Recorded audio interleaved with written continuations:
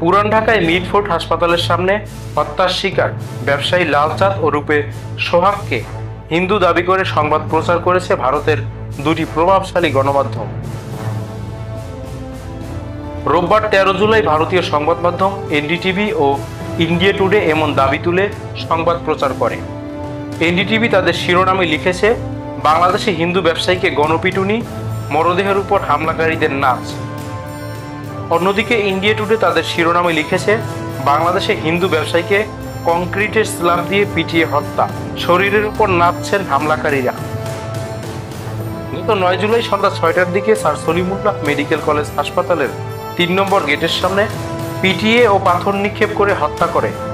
শনিবার 12 জুলাই Dhaka metropolitan police ডিএমপির মিডিয়া সেন্টারে আয়োজিত সংবাদ সম্মেলনে লালবাগ বিভাগের উপ police commissioner DC Mohammad Jasimuddin বলেন, ভাঙাড়ি ব্যবসা এবং দোকানে কারা ব্যবসা করবে সেটা নিয়ে দ্বন্দ্ব চলছিল।